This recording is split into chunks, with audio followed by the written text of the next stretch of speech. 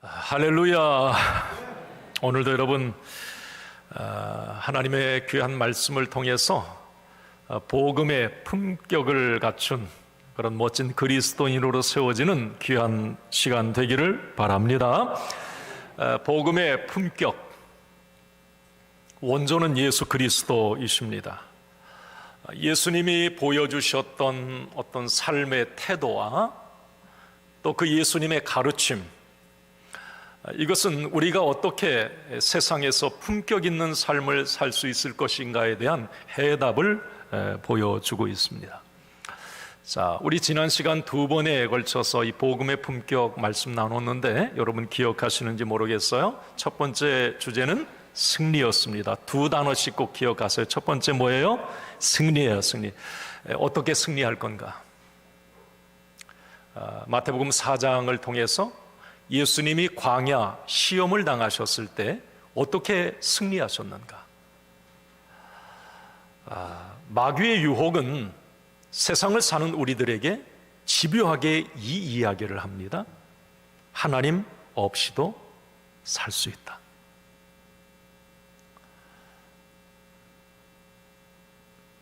그러나 예수님은 아니다.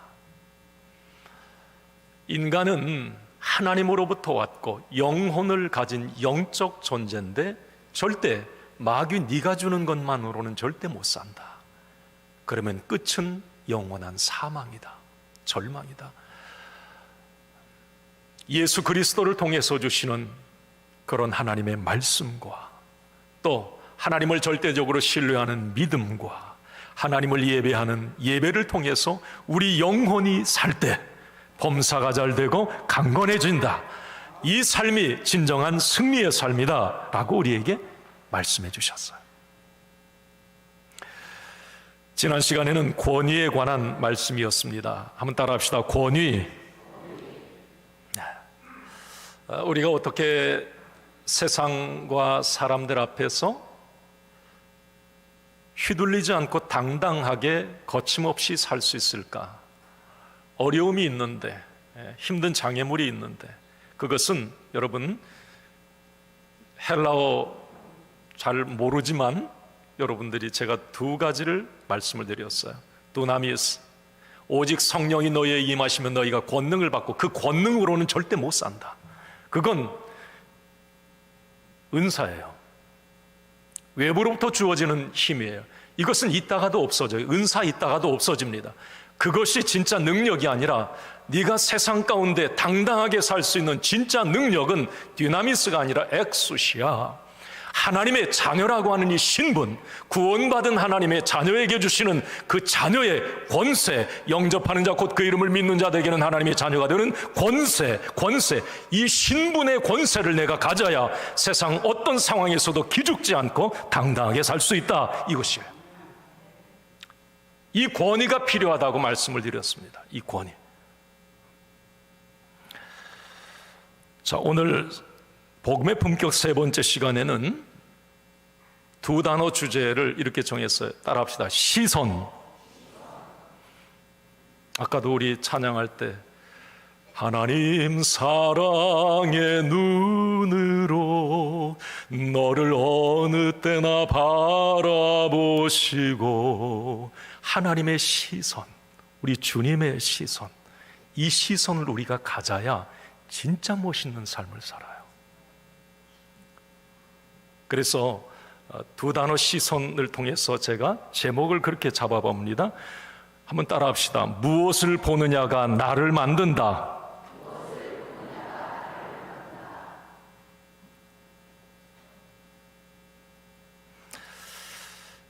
요즘에 무엇을 보느냐가 나를 만든다, 이걸 참 실감하며 삽니다. 여러분 요즘에 우리 유튜브 많이 보시죠? 유튜브 영상 참 많이 봅니다. 이제 코로나 이후에 더 그게 이제 아주 일상화됐는데, 여러분 유튜브를 탁 앱을 누르면 거기 가장 먼저 뜨는 영상은 내가 관심을 가지고 있는 거예요. 다시 말하면 내가 봤던 게 꼭 거기에 뜹니다. 야, 저 사람이 뭐에 관심이 있는가? 그 사람 유튜브 보면 딱 처음에 뜨는 거예요. 정치에 관한 것을 많이 검색을 해서 유튜브 영상을 보면 유튜브 딱 앱 누르면 정치에 관한 것이 계속 떠올라요. 제가 예를 들어서 요즘에 어떤 건강에 관한 한 부분을 이렇게 검색을 몇 번 했더니 계속 거기에 관한 부분만 계속 올라오는 거예요. 유튜브 영상을 누르면 그것에 관한 부분만 쭉 떠요. 어떻게 제가 나를 아는가? 여러분, 그 앱은 내가 어떤 것을 주로 관심 갖고 검색을 하는지 알고 있는 거예요. 이걸 알고리즘이라고 합니다. 요즘 우리 알고리즘. 다 연결이 되어 있는 거예요. 다. 제가 시선, 무엇을 보느냐가 나를 만든다, 이 이야기하고 싶은 거예요. 절제하지 못하면, 분별력이 없으면 저 영상이 결국 그런 부류의 사람으로 몰아가겠고 그런 나를 만들겠구나, 이런 생각을 해봅니다. 요즘 여러분, 세상은 이제 AI 시대라고 그래요. 절대 나 하나 똑 띄워놓고를 생각할 수가 없어요. 내 생각도 이제 다 읽어낼 겁니다. 내가 다음에서 네이버에서 뭐 하나 검색하면 그게 창으로 뜨면 네이버 다음에서 어떻게 제가 나를 알았는지, 이게 알고리즘 세상에 AI. 그래서 우리는 무엇 하나에 꽂혀서 그것만을 보고 결국 그 사람이 되어가게 만드는 것, 이게 이제 세상인데, 자, 그러면 이런 세상에 살면서 우리는 어디에 시선을 두고 살아야 될지, 내가 원하는 것, 세상이 원하는 것에 시선을 두면 여러분 안 돼요. 우리는 이제 눈을 돌려서 우리 그리스도인 하나님의 자녀는 예수님의 시선이 머문 곳에 나의 시선이 가야 되고요, 예수님의 눈물이 있는 곳에 나의 눈물이 있고 예수님의 마음이 있는 곳에 나의 마음이 있어야 돼요. 이 주님의 시선을 가지고 우리가 세상을 살 때 우리는 세상을 늘 새롭게 그리고 당당하게 풍성한 삶을 누리며 살아갈 수가 있는 것입니다. 품격 있는 삶의 이게. 자, 그러면 시선, 우리는 어떤 시선을 우리 그리스도인들은 갖고 살아야 될까? 첫 번째, 한번 같이 따라해 봅시다. 무엇을 보는가? 무엇을 보고 계세요? 자, 우리 오늘 본문 9절을 한번 같이 봅니다. 9절입니다. 시작. 예수께서 그곳을 떠나 지나가시다가 마테라 하는 사람이 세관에 앉은 것을 보시고 이르시되 나를 따르라 하시니 일어나 따르니라. 아멘. 예수님은 무엇을 보셨는가? 지금 예수께서 그곳을 떠나 뒤에 보시고, 자, 예수님이 오늘 본문의 내용을 제가 좀 설명을 합니다. 좀 상상을 하면서 여러분 좀 들으셨으면 좋겠어요. 예수님이 그곳을 떠나 어디를 떠나셨다는 말인가?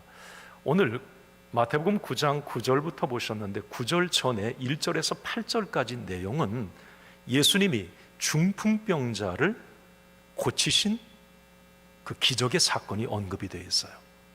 우리가 잘 아는 것처럼 지붕을 뜯어 친구들이 중풍병자의 그 친구를 들것에 달아 내립니다. 예수님은 그 중풍병자를 치유하시고 죄의 사함까지 선포하시면서 걸어가라 말씀하십니다. 그 침상을 들고 걸어갔던 그 장소, 거기를 예수님은 떠나셨습니다. 그런데 이번에는 예수님이 오늘 본문으로 들어가면 더 심각한 죄인을 찾아가십니다. 9절 상반절에 보니까 예수께서 그곳을 떠나 지나가시다가, 상상하십시오. 예수님이 이제 가버나움이라고 하는 톨게이트를 딱 지나가십니다. 여러분, 보통 톨게이트는 이제 하이패스도 있지만 요금 징수소가 있습니다. 당시에 예수님이 가버나움이라고 하는 그 세관, 톨게이트를 지나가실 때 그 세관은 어떤 곳이었느냐면 시리아와 이집트를 오갈 때 통행세를 내는 그런 세관이었습니다. 보통 여러분, 우리가 톨게이트를 빠져나갈 때 대부분 돈만 내지 징수원에게는 관심이 없습니다. 그렇죠? 그런데 그날 예수님은 세관에 앉아있는 징수원을 유심히 바라보셨습니다. 그 사람이 누구인가? 가버나움에서 세금을 거둬들이고 있던 세금 징수원 마태라고 하는 사람입니다. 오늘 9절 하반절에는 이렇게 기록이 되어 있습니다. 읽습니다.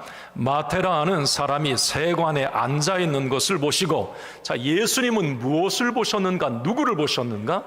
마태를 지금 보고 계세요.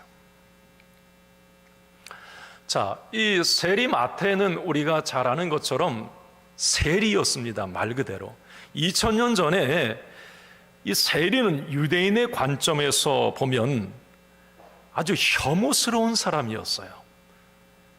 세리를 쳐다보지를 않았습니다. 두려워서도 그랬고 미워서도 그랬습니다. 왜냐하면 당시 이 마태와 같은 이 세리는 면허증을 발부받은 도둑놈이었습니다. 합법적 도둑놈. 동족의 혈세를 받아서 로마의 지배자들 발 앞에 바쳤고 자신들의 배를 채웠던 악인들이었습니다.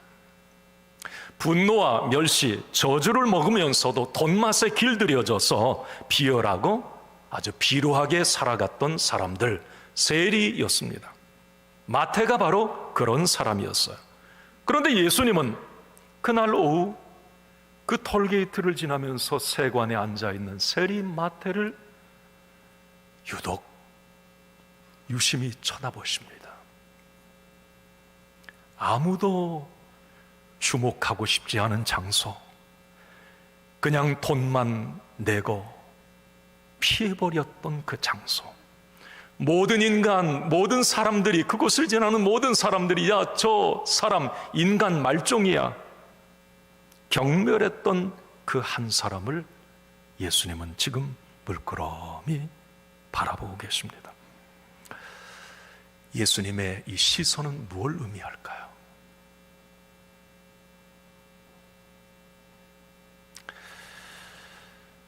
자, 우리에게 이 시선이 필요한 건데, 두 번째, 제가 그래서 이렇게 테마를 잡아봅니다. 한번 읽어볼까요? 시작. 선물, 괴물, 보물, 뭡니까? 세리 마태라고 하는 사람은 이름의 뜻이 기가 막혔어요. 하나님의 선물. 아마 마태가 태어났을 때 그 부모가 이름 지어줬을 때 너 하나님의 선물처럼 살아라, 유대인으로서 너 하나님의 선물이야, 이렇게 생각하며 이름 지어줬을 거예요. 우리 대부분 자녀들 이름 짓는데 뭐 고르고 좋은 뜻, 의미를 담아 이름 지어주잖아요. 마태도 하나님의 선물이라고 하는 너무 좋은 이름의 뜻을 가졌습니다. 선물이었어요. 그런데 그는 어느새 괴물이 되어버리고 말았습니다. 선물이 되어야 될 인생이 괴물이 되어 세관에 앉아 있습니다. 예수님은 바로 그렇게 선물에서 괴물이 되어버린 한 남자의 영혼을 주목하고 계셨던 것입니다. 정말 깊은 허무감, 돌이키기에는 너무 멀리 와버린 그 절망감에 휩싸인 그 영혼을 안타까운 마음으로 바라보고 계셨습니다. 모든 당시의 사람들, 저 세관에 또아리를 들고 앉아있는 저 사람, 저 미물, 혐오스럽다, 쳐다보지도 않았는데 예수님은 마치 보물을 발견하신 것처럼 그를 바라보십니다. 성경에 보면 그걸 느낄 수가 있어요. 예수님이 바라보고 계시는 그 눈빛, 그것은 정죄의 눈빛이 아니었고 긍휼의 눈빛이었고 사랑의 눈빛이었습니다. 어느새 그를 바라보는 예수님의 눈가에는 눈물이 맺혀 있어요. 아마 그 현장에 있던 그 톨게이트를 지나던 예수님의 제자들과 다른 어떤 무리들이 그런 예수님을 보며 손이 떨리고 치가 떨렸을 거예요. 왜 하필 저런 인간에게 우리 예수님은 눈길을 주는 겁니까? 왜 저 인간, 저리 더러운 인간을 왜 긍휼의 눈으로 바라보시죠? 그러면서 나를 따르라 부르세요. 그 당시에 옆에 있었던 사람들은 정말 미친다 이거. 예수님 왜 이러시는 거야? 그런데 사실 이 상황에서 가장 충격을 받은 사람은 누구였을까? 저는 세리 마태 자신이 아니었을까 그런 생각을 해요. 마태는 이미 예수님에 대한 소문을 다 들었습니다. 그 당시에 그 좁은 강원도만한 땅덩어리 이스라엘에서 예수님에 대해서 모르는 사람이 없어요. 하나님의 아들이라고 한다, 구원자 메시아라고 한다, 그 사람이 병을 고쳤다더라. 그 유명한 분이 아니 하필이면 오늘 여기 가버나움에 와서 이 세관을 지나면서 나를 주목하면서 나를 향해 날아오라. 나는 죽어 마땅한 죄인인데.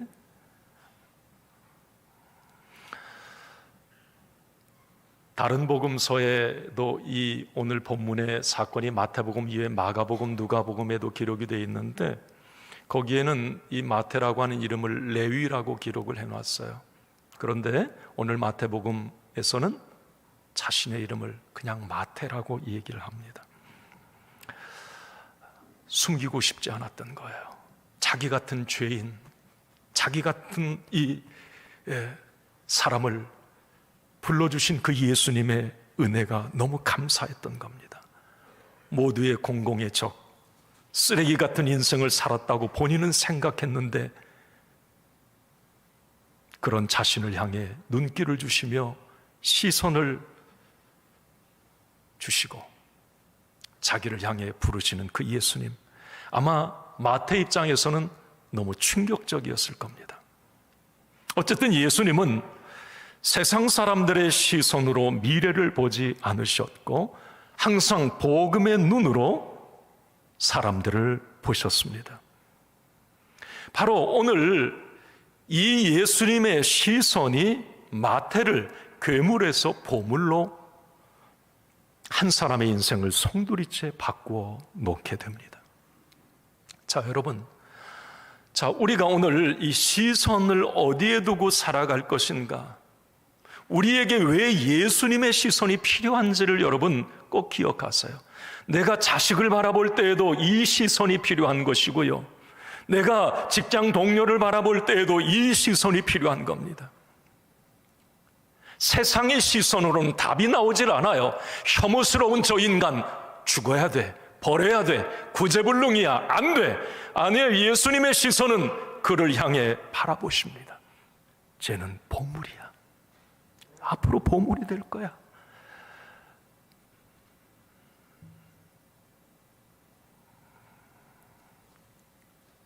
그래서 우리는 세 번째 이런 마음을 가져야 됩니다. 이게 주님의 시선이었어요. 한번 읽습니다. 시작.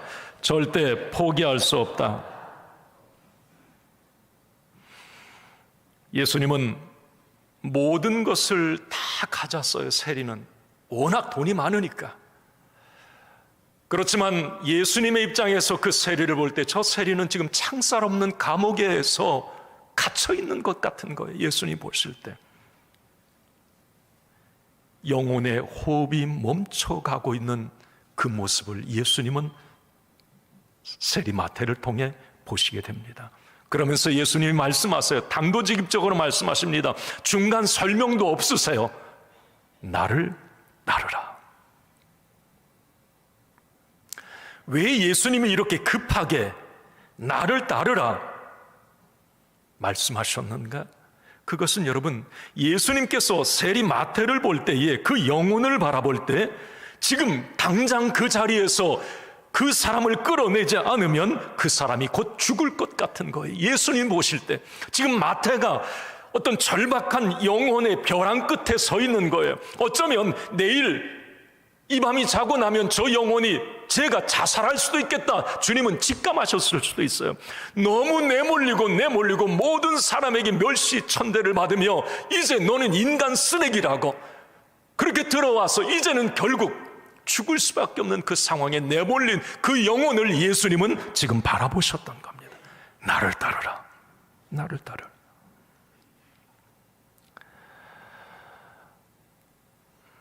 너 지금 그 자리에서 나오지 않으면 죽는다. 살려면 나를 따르라. 예수님은 영혼의 숨이 멎어가는 그 마태에게 전기 충격기를 갖다 대고 지금 심폐소생술을 하고 계십니다. 절대 포기할 수 없다.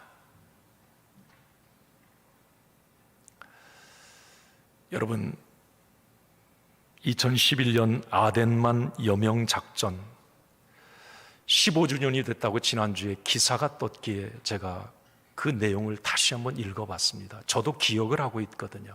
석혜균 선장 이야기 15주년이 됐다고 이제 그 사진을 찍어서 그 기사 그때 했던 것을 이제 뉴스에 이렇게 올려놨더라고요. 여러분, 우리가 그 아덴만 여명작전, 우리 한국 상선이 소말리아 해적에게 납치됐지 않습니까? 그때 한국 특전사들이 가서 이제 21명의 선원들을 거기서 구출해 내지 않습니까? 그때 이 석혜균 선장은 지혜롭게 그 배를 천천히 또 운항하면서 이제 특전사가 거기에 도착할 수 있도록 시간을 끌고 아주 지혜롭게 대처하죠. 그런데 6발의 총을 맞습니다. 이 석혜균, 그게 거의 죽었어요. 그때 그를 이제 급히 수송을 해서 오만이라고 하는 나라 그 병원에서 1차 수술을 합니다. 그런데 위중해요. 과다출혈과 괴사가 진행되면서 더 이상 못 살겠다, 그렇게 이제 진단을 내립니다. 그때 여러분, 우리가 잘 아는 것처럼 중증외상센터 이국종 교수가 그 현지 오만으로 날아가죠. 이국종 교수가 그 오만에 갔을 때 그 석혜균 선장을 딱 보고 도저히 오만의 의료시설로는 저 사람을 살릴 수 없다라고 판단을 합니다. 그러면서 한국으로 빨리 옮겨야 되겠다. 그런데 그 당시에 에어 앰뷸런스에 한국으로 갔다 오는 비용이 4억 4천만 원이었어요.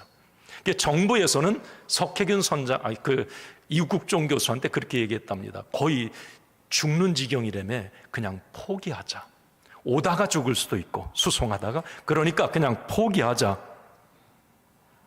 그런데 그때 이국종 교수가 한 유명한 말이에요. 살려낼 수 있는데 왜 포기합니까? 아직 죽지 않았습니다. 살아 있습니다. 내가 그 비용 다 책임지겠습니다. 너무 멋있습니다. 결국 살려내죠. 지금도 살아있어요. 같이 이번에 사진 찍었더라고요. 그때 살아난 사람들하고. 여러분, 절대 포기할 수 없다. 이 이야기 말씀드리는 거예요. 예수님의 이 땅에 오신 목적이 무엇인가? 모두가 포기한 죄인들, 이제 살아날 가망이 없다고 포기한 저와 여러분들을 구원하시기 위해서 이 땅에 오신 것 아닙니까? 그래서 성경에 보면 예수님의 시선은 항상 절박함, 간절함을 향해 있다고 하는 것을 잊지 말아야 돼요. 예수님이 만났던, 그리고 예수님이 시선이 꽂혀 있었던 사람은 항상 절박한 사람이었어요. 자녀의 딸의 죽음의 문제나 자신의 어떤 질병의 문제나 지금 인생의 영혼의 벼랑 끝에 서 있는 절박함을 가지고 간절함을 가지고 주님을 찾아온 그 영혼을 우리 주님은 외면하지 않으시고 그 여인에게 시선을 두셨습니다. 세상에서 그 예수님 찾아온 그 사람, 야 저런 쓰레기 같은 인간, 저런 죄인 예수님 고쳐주면 안 돼요. 예수님 만나면 안 돼요. 눈길도 주지 마세요. 그러나 예수님은 그렇지 않으셨어요. 주님의 시선은 항상 그 간절함과 절박한 영혼을 향해 있었습니다. 그 영혼을 살려냈고 그 영혼을 하나님의 나라의 위대한 증인으로 세웠고 그 영혼을 축복의 주인공으로 미래의 지도자로 우리 주님은 보물 같은 존재로 만들어 가셨습니다. 이게 바로 예수님의 시선이었어요. 우리에게 이 눈이 필요한 거예요. 우리에게 이 예수님의 시선이 필요한 거예요. 예전에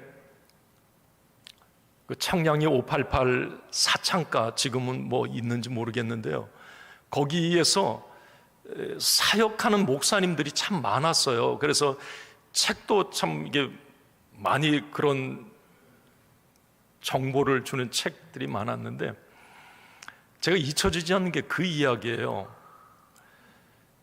이제 청량리 그 사창가에서 588이라고 사창가에서 전도를 하다 보면 목사님들 대부분 얘기였습니다. 그곳에 몸을 파는 여자들 가운데 교인들이 의외로 많다는 거예요. 아십니까?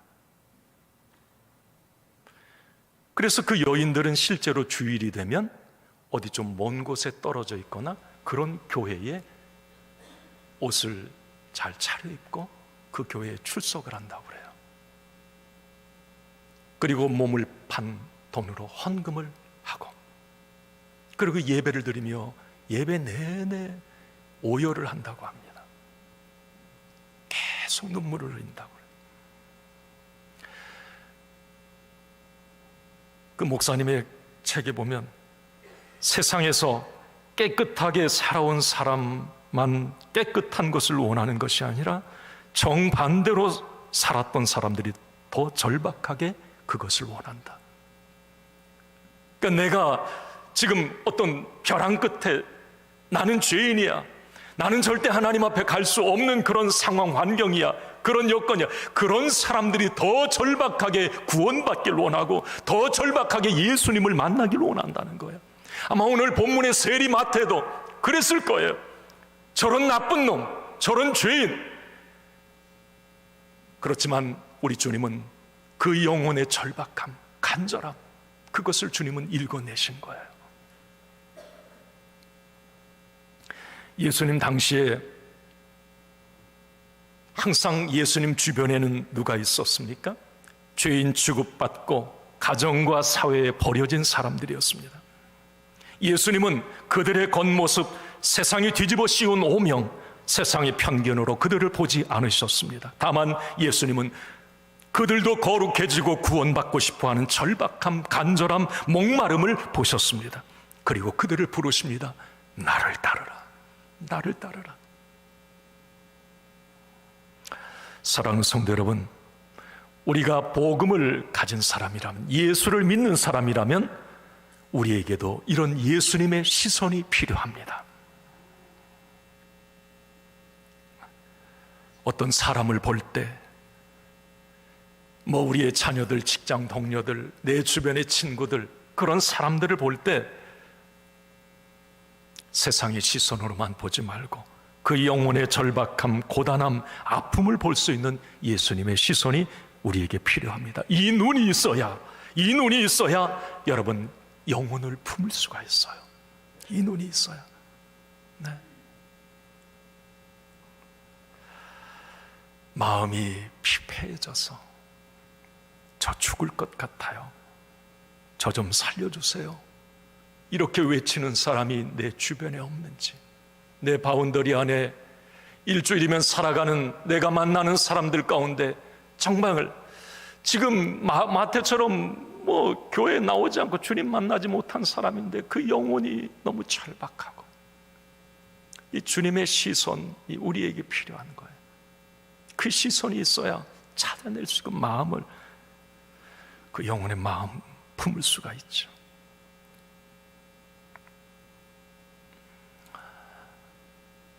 자, 그러면 우리는 어떤 시선으로 살 것인가? 저는 이제 좀 말씀을 결론 맺어가면서 어떤 시선으로 살 건가? 첫째는 바리새인 시선인데 이 시선은 아니에요. 이렇게 살면 안 돼요. 자, 10절, 11절을 한번 같이 봅니다. 시작. 예수께서 마태의 집에 앉아 음식을 잡수실 때에 많은 세리와 죄인들이 와서 예수와 그의 제자들과 함께 앉았더니 바리새인들이 보고 그의 제자들에게 이르되 어찌하여 너의 선생은 세리와 죄인들과 함께 잡수시느냐. 오늘 말씀의 내용은 이제 이 부분은 이런 거예요. 세리 입장에서 자기에게 시선을 주고 자기를 부르신 그 예수님이 너무 고맙습니다. 그 세리는 곧바로 그 예수님과 제자들을 모시고 자기 집으로 갑니다. 뭐 돈이 많으니까 집이 얼마나 컸겠어요. 거기에서 자, 여기 오늘 말씀해 보면 10절에 마태의 집에서 앉아 음식 잡수실 때에 그랬어요.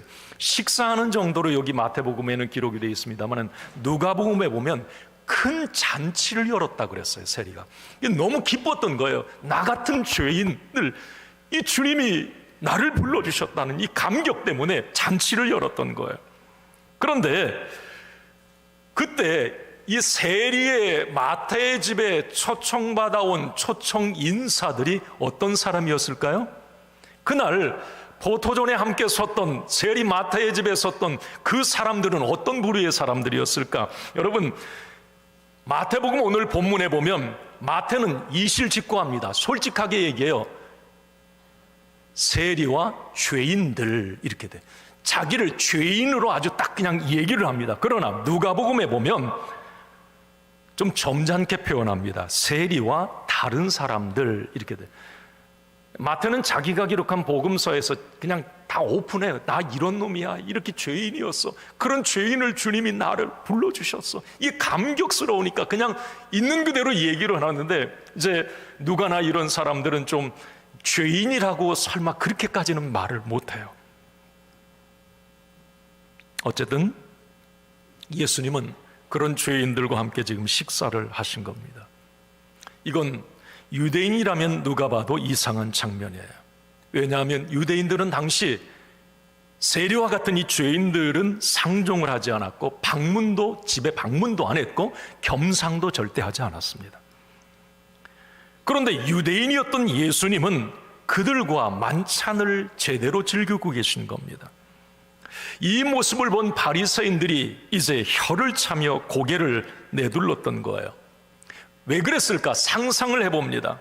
여러분 한번 상상해보세요. 당시에 변방에 어떤 하층의 사람들, 죄인이라고 낙인 찍혔던 어떤 세리, 장녀, 질병으로 고통받아 가정에서 이제 죄인이라고 낙인 찍혀 쫓겨난 사람들, 그 사람들이 마태의 집에 다 모였어요. 여러분 경건했을까요? 그 분위기가? 품위가 있었을까요? 아니에요.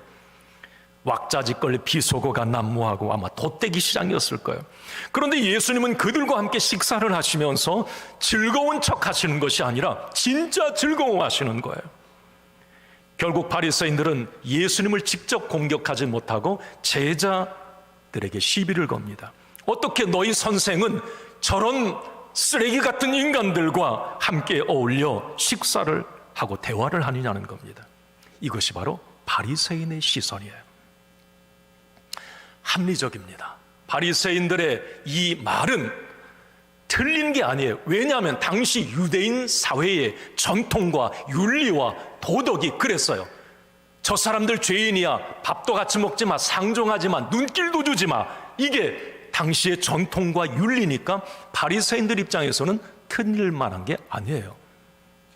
맞는 말입니다. 비꼬면서 이 이야기죠. 사자성어를 쓴다면 유유상종. 야, 끼리끼리 잘 논다. 그런 네가 무슨 하나님의 아들? 저 죄인들과 노는 네가 무슨 메시아? 근묵작이라는 말이 있죠. 묵을 가까이 하면 거머진다고. 아니, 그들과 노는 너도 죄인일 수밖에 없어. 무슨 죄 없는 하나님의 아들? 이것이 바로 바리새인들의 시선이었어요. 정죄의 시선, 비난의 시선입니다. 여러분, 저는 여러분들에게 그런 부탁을 드리고 싶어요. 자, 우리 그리스도인들은 절대 이분법적 시각으로 사람을 봐서는 안 돼요. 이게 무슨 말이냐면, 흔히 그런 얘기, 야, 교회는 거룩한 곳이고 세상은 더러운 곳이야. 교회는 하나님 편이고 세상은 마귀의 영역이야. 교회는 빛이고 세상은 어둠이야.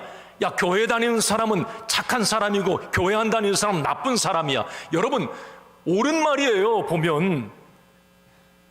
그런데 여러분, 우리가 이것은 예수님의 시선, 복음의 시야가 절대 아니에요. 만약에 그리스도인이, 교회가 이 눈을, 이 이분법적 사고를 가진다면 절대 여러분 사명 감당할 수 없습니다. 아니, 더러운 놈, 나쁜 놈 상종하지 마. 그러나 예수님의 시선은 마태를 보셨고, 당시 예수님의 주변에 있었던 많은 사람들, 여러분, 예수님은 안과 밖, 오히려 밖에 나가셨어요. 그들을 만나주시고, 오히려 안에 있는 그들을 향한 시선이 아니라 밖에 있는 많은 불쌍한 영혼들, 죄인들을 향해 시선을 두셨고 그들의 영혼을 살려내셨습니다. 여러분, 우리가 예수 믿으면서도 이 이분법적 생각, 저는 그런 얘기예요. 아니, 직장 동료들이 술집 가면 가야 돼요, 안 가야 돼요? 말을 못하네. 그럴 줄 알았어. 가세요. 가라고. 노래방 가면 같이 따라가요. 술 먹고 세상 노래 부르라는 말이 아니에요. 야, 너는 술집 가는 너는 아주 나쁜 놈이야. 아니요, 가서 옆에 앉아서 이야기하면서 막 안주만 엄청 먹어요. 먹고, 예. 또 시키고 또 시키고 배부르게 먹고 그냥 같이 있다 얘기하는 거예요. 예를 드는 거예요. 꼭 이분법적, 저놈들은 나쁜 놈. 여러분, 예수님의 시선은 절대 그렇지 않았다는 걸 제가 말씀을 드리는 거예요. 교회 안에서도 마찬가지예요. 어떤 분은, 야, 아니 저런 놈이 무슨 교회에 나와? 내가 밖에서 아는데 교회에 앉아서 예배 드리네. 여러분, 세상이 그 사람에게 붙여준 어떤 이름표, 그것으로 그 사람을 평가해서는 안 돼요. 우리 그리스도인들은 말이에요. 예전에 저 창원에서 목회할 때, 아니 그 남자 집사님, 여자도 집사님이에요, 부인도. 남자 집사님 한 분하고 얼마 안 되는 남자 그 성도님 한 분이 꼭 교회에서 점심을 먹으면 저쪽 뒤로 가요. 그럼 저기 앉아있는 제 둘째 딸이 꼭 어렸을 때니까 뭐 하나 하고 막 따라가요. 그럼 따라가서 보면 저 교회 뒤편에서 담배를 피는 거예요. 밥 먹고 담배를 피면 그렇게 맛있대요. 그러면서 주일 예배 마치고 딱 점심 식사하면 꼭 둘이 사라지는데, 제가 와가지고 저 연기나 아빠 저기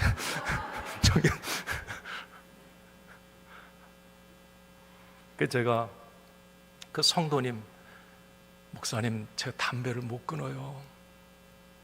나중에 언젠가 끊을 때 되면 끊을게요. 그래요. 괜찮아요, 성도님. 교회만 나오세요. 계속 교회만 나오세요. 교회만 나오세요. 제가 얼마 전에 얘기 들었어요. 그 교회에 중직이 돼 있어요, 지금. 네. 그 꼴초가 말이에요. 여러분, 저 사람은 안 돼? 야, 저 사람은 구제불능이야. 저 사람은 죄인이야, 세리야. 아니, 상종하지 마. 여러분, 여기에서는 희망이 없는 거예요. 우리가 자녀를 볼 때에도 너는 꼴찌야, 너 안 돼. 세상의 시각입니다. 주님의 시선은 그게 아니에요. 너도 가능성이 있어. 너도 미래의 위대한 증인이 될 수가 있어. 너도 나를 위해 순교할 수가 있어. 그 주님의 시선인 거예요. 주님의. 이 눈으로 여러분, 우리가 세상을 보고 사람을 보고 상황을 봐야 세상은 아름다운 거예요. 늘 새로운 거예요. 할렐루야.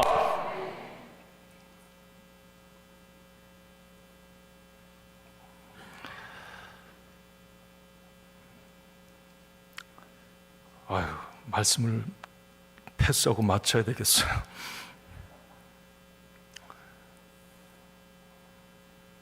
마태는 결론적으로 이 마태는 모든 사람이 손가락질하며 눈길을 주지 않고 외면했던 그 마태는 결국 어떻게 됩니까?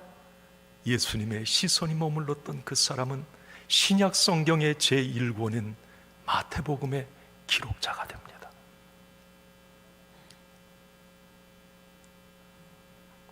괴물이라고 외면했던 사람이 하나님 나라의 보물이 됩니다. 부정해서 더럽다고 접촉할 수 없다고 했던 그 사람이 가장 순결한 복음서를 기록하는 저자가 됩니다. 마태는 예수님의 시선 때문에 회복되었어요. 하나님 나라의 거물이 됩니다. 자, 여러분, 이제 결단하십시다. 우리가 세상을 살아가면서 바리새인의 시선인가 예수님의 시선인가? 답은 분명합니다. 복음을 가진 사람, 예수를 구주로 믿는 사람은 분명히 예수님의 시선을 갖고 살아야 됩니다. 예수님의 시선은 언제나 과거가 아니라 미래의 가능성이었고, 상처가 아니라 회복이었고, 죄가 아니라 그 사람 자체였습니다. 이 눈을 가져야 내가 살고 자녀가 살고 가정이 살고 교회가 살고 이 나라와 민족, 갈등과 대립이 있는 이 나라와 민족, 이 시선을 가져야 희망이 있고 미래가 있고 살아요. 한번 따라합시다. 주여, 나에게 주님의 시선을 주옵소서. 아멘. 기도합니다.